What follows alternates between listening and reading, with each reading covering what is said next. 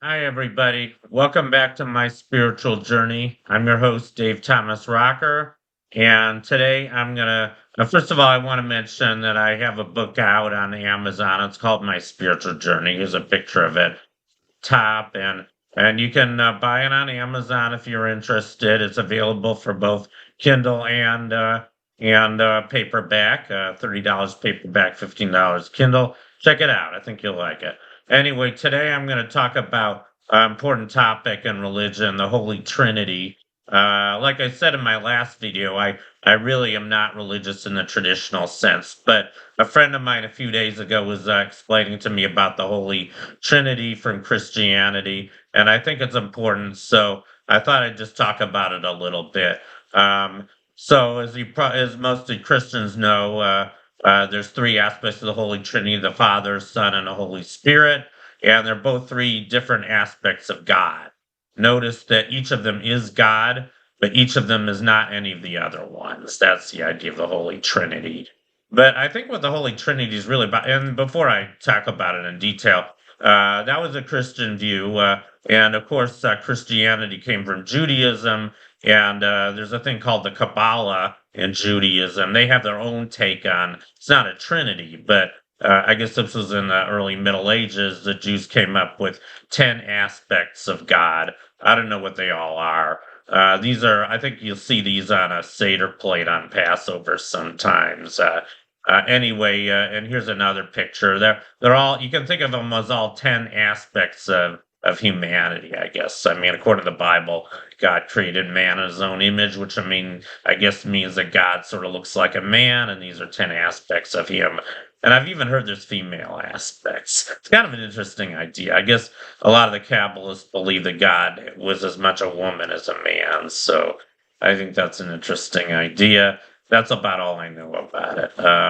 But anyway, and then there's the Islamic view. Well, then this is more of Kabbalah. So there's also four elements. So these are the classical Greek elements: air, water, and fire. And I guess there's different aspects of Kabbalah. I don't want to go into this too much, but anyway, Islam has their own view on the Trinity that's different from the Christian view. There's still three things, but I guess they consider God one of them, Mary another, and Jesus the third. And each is not any of the other ones. Uh, but anyway, enough of that. So why am I interested in Kabbalah? I mean, in the Holy Trinity?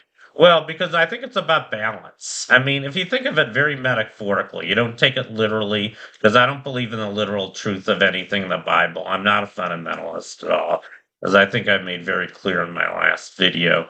But I do like the metaphor of the Holy Trinity, and to me, it means balance.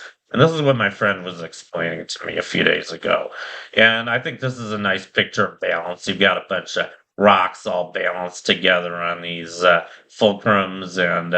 But the thing about balance, it's very hard to achieve, especially in one dimension.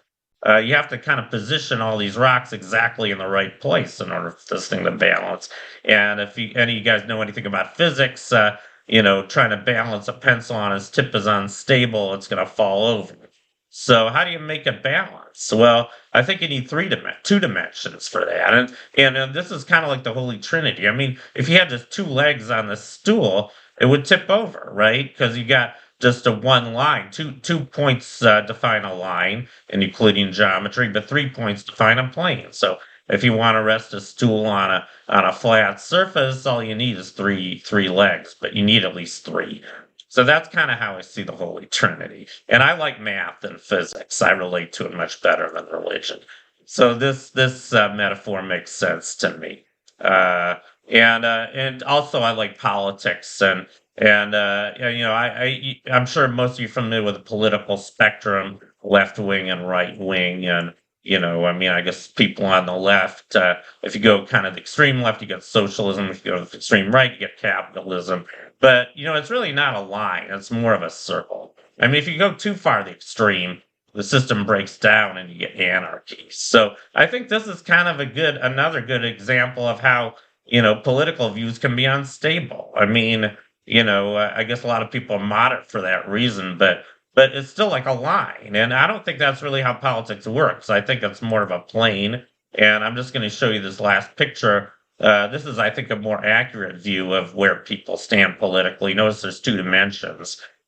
You've got, I guess, going horizontally, you've got I'm not even sure how this works. I had a couple of these pictures, but on one aspect, I guess you have individuality versus collectivity, and on another axis, you have kind of what is it? Um, whether capitalism versus socialism. They're the two different axes, and so I think that there's more. Obviously, a lot more room in two dimensions, and I think it's kind of unfortunate that America's had a two-party system for most of its history. Most of Europe's not like that, and maybe that's why politics seems to be working better in Europe these days. You got multiple parties in most European countries, and they're not so divided as we are.